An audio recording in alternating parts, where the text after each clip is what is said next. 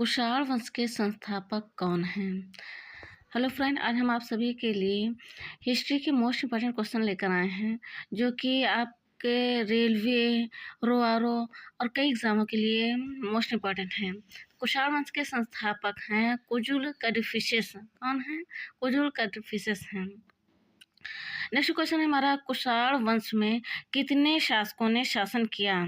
तो कुषाण वंश में तो कई शासकों ने शासन किया है, लेकिन यहाँ पर जो हम बताएंगे वो जो ज़्यादा फेमस हैं उन्हीं के बारे में बताएंगे हम। ठीक है, कुषाण वंश में कितने शासकों ने शासन किया? कुषाण वंश में कई वंश के शासकों ने शासन किया है। जैसे नंबर 1 पे आते हैं कुजुल कैडफिसेस। नंबर 1 पे कौन आते हैं? कुजुल कैडफिसेस आते हैं, जो कि कुषाण वंश के संस्थापक हैं। कौन है?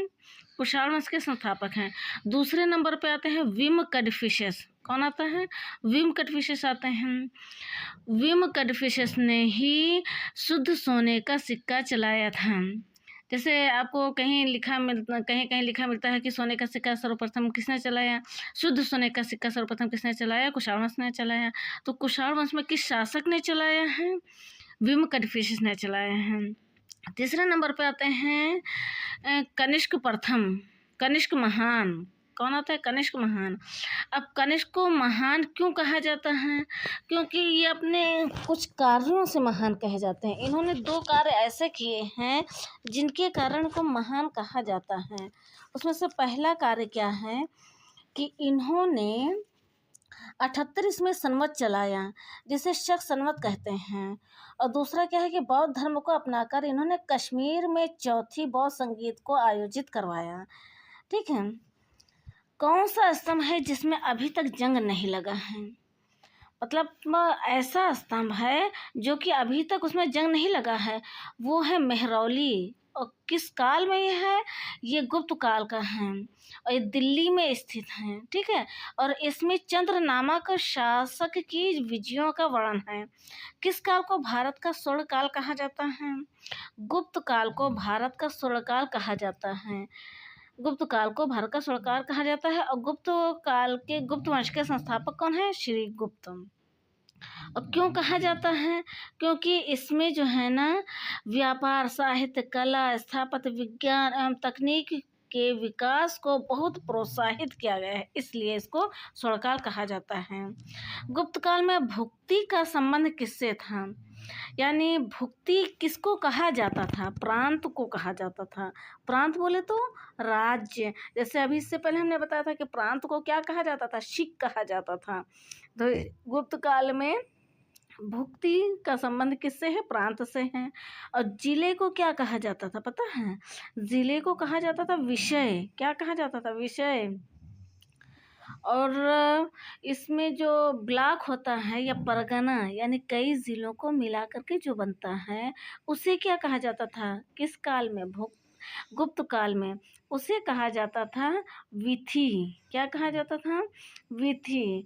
और विथि से सबसे निचले स्तर पर आता था ग्राम। अब जैसे हम नीचे से ऊपर जा रहे हैं तो ग्राम, विथि, विषय, तब प्रांत। ठीक है, समझ में आ गया?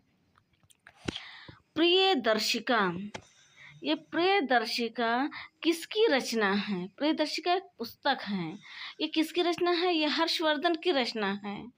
किस भाषा में लिखा गया है? ये संस्कृत भाषा में लिखा गया है। हर्षवर्धन, ये हर्षवर्धन जो है ना, इन्होंने 3 पुस्तकों की रचना की है, उसमें से एक है प्रियदर्शिका, और यह संस्कृत भाषा में लिखा गया है। होयनसांग हर्षवर्धन के ही शासनकाल में भारत आए थे। अंकोर वाट का मंदिर कहाँ पर स्थित है? अब ये मंदिर है, ये कहाँ पर स्थित है पता है? ये मंदिर ना विश्व धरोहर है। इस मंदिर की दीवारों पर रामायण और महाभारत की कहानियाँ ये किस चीज़ में लिखी नहीं हैं, ये मूर्तियों में उभारी गई हैं। ये संसार का सबसे ये जो है ना, मतलब विश्व धरोहर में आता है कहाँ? कंबोडिया में है। संसार का सबसे बड़ा बौद्ध मंदिर कहाँ? देखिए, इसमें सबसे 2 बार हो गया, एक बार काट लीजिएगा। कहाँ है? इंडोनेशिया में है। संसार का सबसे बड़ा बौद्ध मंदिर कहाँ है? इंडोनेशिया में है। इंडोनेशिया तो बहुत बड़ा है। किस जगह पर है? बोरोबुदुर में है। ठीक, समझ में आ गया? कुरु महाजनपद, इससे पहले हमने महाजनपद के बारे में बताया था। ठीक है, आज यहाँ पे खाली कुरु महाजनपद के बारे में बता रहे हैं कि कुरु महाजनपद में कौन कौन से ज़िले आते थे।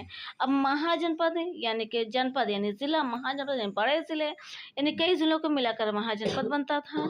तो कुरु एक महाजनपद है, उसमें कौन कौन से ज़िले मिलते थे तो महाजनपद बना है।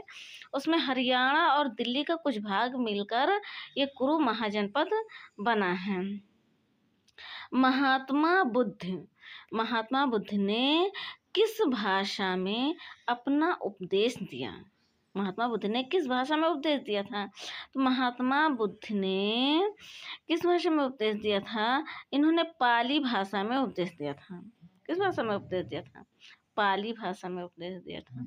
ठीक, अगर आपको ये सेशन अच्छा लग रहा हो तो हमारे चैनल को लाइक कर दीजिए, और जिन लोगों ने सब्सक्राइब नहीं किया है सब्सक्राइब कर लें, और बेल आइकन को ज़रूर प्रेस करें ताकि हमारी हर नोटिफिकेशन आप तक ज़रूर पहुंच जाए।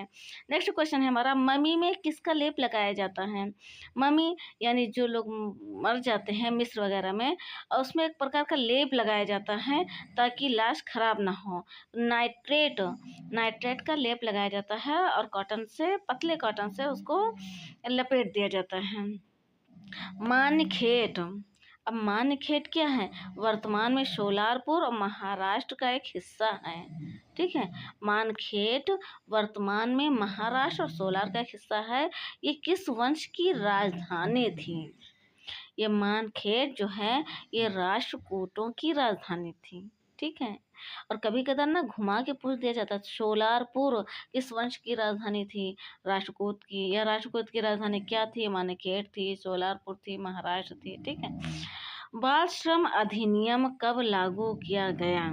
बाल श्रम यानी कि छोटे बच्चों से जो मजदूरी कराया जाता है, वो अधिनियम बना दिया गया, कानून बना दिया गया कि 18 वर्ष से कम के बच्चे ये जो है ना मजदूरी नहीं कर सकते हैं, और 14 वर्ष तक तो इनको निःशुल्क पढ़ाई शिक्षा की व्यवस्था की गई है।